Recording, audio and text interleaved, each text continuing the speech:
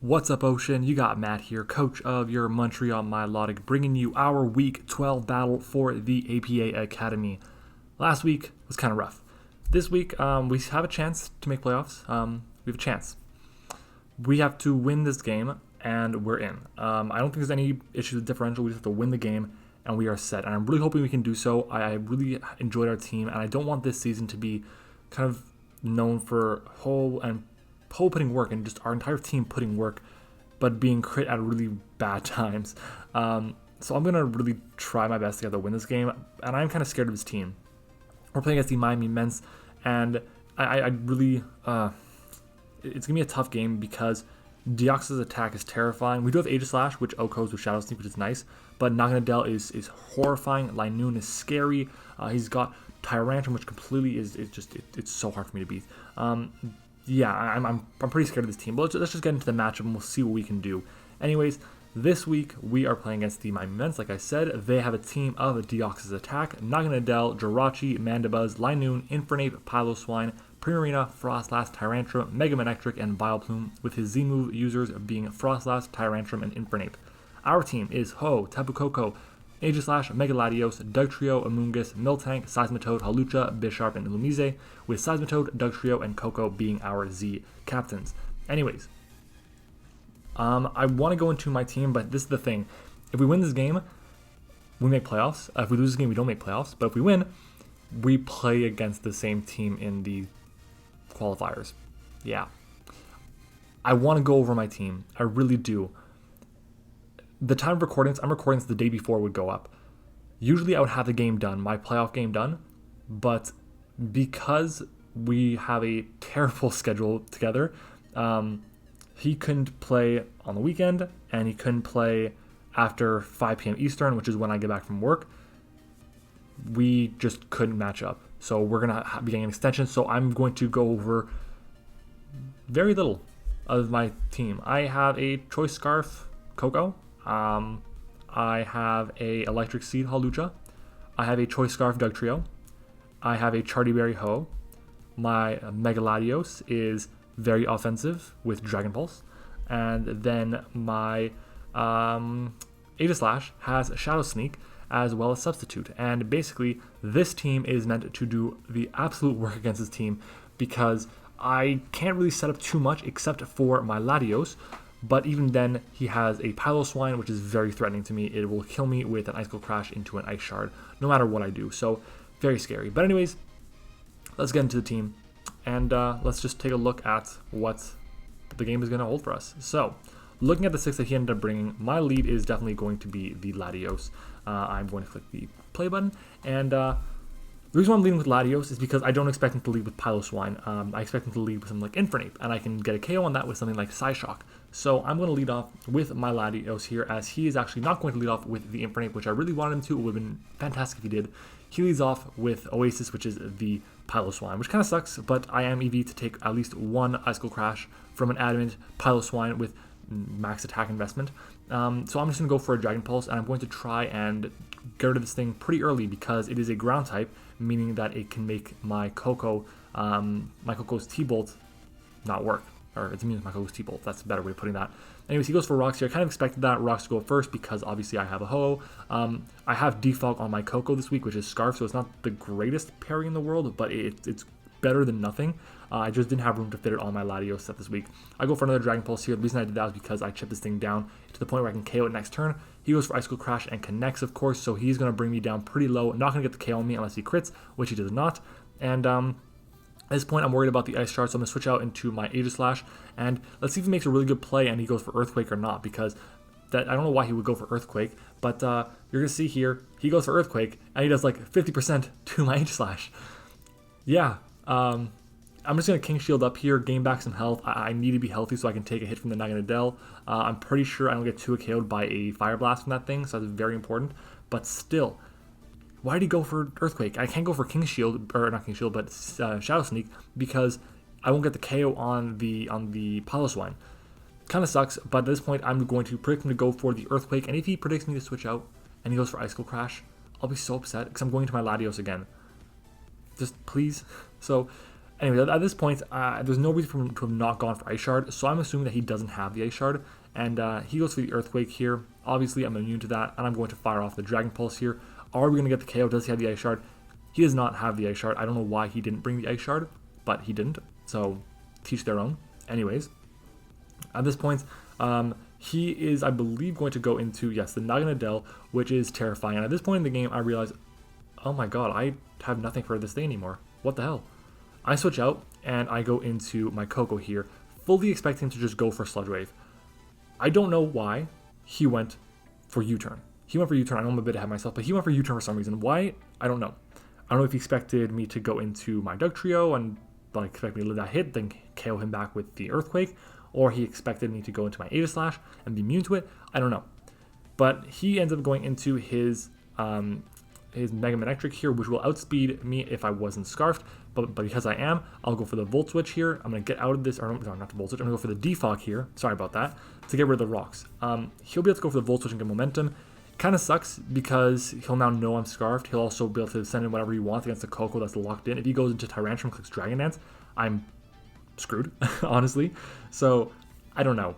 We'll see what it is. But I defog here. No more rocks for him, which is fantastic unless he's carrying rocks on his Infernape or his Tyrantrum, which I don't expect because he had it on his Piloswine. I don't think he can afford to have it on 2 or 3 of his Pokemon. But he goes back into his Naganadel for some reason, which I don't understand too much. But I'm going to go into my my Aegislash here. Or no, I'm going to my Hose here. Sorry about that. No, I go into Aegislash. Why do I go into Aegislash? Oh, Aegislash predicting the Sludge Wave. That's what it was. Yeah, so I'm going to Aegislash predicting the Sludge Wave. I believe I go for the... I think I go for Sub here, predicting to switch out, because at this point I'm pretty confident that he is going to be Scarfed, but he's actually not. He goes for the Fire Blast, he connects, and that is going to bring me down to the point where I cannot take a, or I cannot make a Sub. That kind of sucks. I do get some health back from leftovers. I'm debating going for King Shield and just like wearing this out, but it may not be worth it, so I'm just going to go and go for the Shadow Sneak here. It'll let me get like 30%, maybe 40% off on this Naganadel, depending on its investment, and we can then be really, I guess, happy with the results there. I mean, it's going to chip this thing down to the point where Dazzling Gleam for my Koko or Thunderbolt even, depending on his investments, maybe I'll get the KO on him. Anyways, down goes our Aegislash. It is our first Mon to go down, I believe. Yeah, first Mon. He gets his Beast Boost here, and he gets his Beast Boost in speed, which is terrifying. And he can be Z-move, which is fantastic. But I'm going to go into my Koko here. Why? Because I need to kind of scare him out. I'm hoping that I can scare him out with a potential HP Ice. Dazzling Gleam won't get the KO on him, so I'm just going to go for a U-turn here. I'm going to go into my Ho right after. The reason I do this again, I chip him down a bit more. I get momentum if I needed to, if he switched out. And Ho becomes a really good answer to this thing. I do have the Charty Berry, so the only way he can KO me is if he had Hidden Power Rock. But even then, because I have the Charty Berry, I am fine. He goes for Sludge Wave here. It's going to do not really any damage. It's a Ho. Like, Ho's got 154 base speed def. That's insane. 55 HP out of a 200 HP max. Anyways, he goes for U-turn here. And why do I have 200? I thought I should have 201. Anyways. Doesn't matter. He goes for U-turn here as I go for the Earth Power. Why did I go for Earth Power? Because I expected the Tyrantrum to come in. He ends up going for the Mandibuzz, which is a very good mid-ground play. And I'm going to fire off a Sacred Fire because I kind of said, oh, screw this. I'm just going for the Sacred Fire. I get the burn, which is amazing. It's 50% chance, and honestly, I kind of needed that. It's really helpful. He goes for Toxic and connects, which means my Ho is now on a timer, which does suck because this thing is a pretty decent check to the Naganadel at this point, especially because he reveals to not have the Hidden Power Rock. Had he had it, he probably would have gone for it.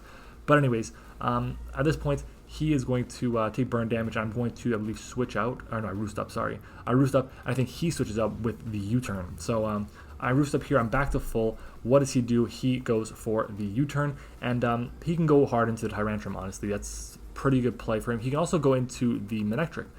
It just depends on what he wants, what he's feeling is the best option, and he goes into the Manectric. So I felt like the best option would have been to go into Tyrantrum here, but he didn't. Teach their own, doesn't really matter. He could have Dragon Danced all over me. I do have the Will-O-Wisp, but regardless. Anyways, I get hurt by the poison here, and he can go for the Volt Switch, and I feel like I have to make a really ballsy play. So I go into my Dugtrio here. Why do I go Dugtrio? Well, it's immune to electric moves, and I thought he was going to go for Volt Switch here, and he did, which is amazing because now I can go for the Earthquake, and I am Scarfed, so I'll outspeed this thing, and there's no universe which this thing will live this hit. So I Earthquake here, and we can say goodbye to the Mega Manectric, which is a huge threat gone to my Hawlucha, to my Ho, even to my Koko to an extent. So yeah, that's really good. Anyways, Manectric goes goodbye. He can now bring out his Mandibuzz here, which is obviously immune to the ground type move. It's my only offensive moves I can go for right now because I'm locked in. I'm going to switch out, and I believe I go back into my Ho here, right? Yeah, go back into Ho here. I'm expecting him to go for the U-turn here. Obviously, U-turn is a better play for him to go for. I was actually debating, do I want to stay in and go for Earthquake just so he can U-turn out into something else that I can switch out the next turn, but I have him trapped regardless, unless he went to Infernape or Tyrantrum, or even, I guess, Ninetale. He hasn't revealed to be Shed Shell yet, but if one of those to be a Shed Shell, then yeah.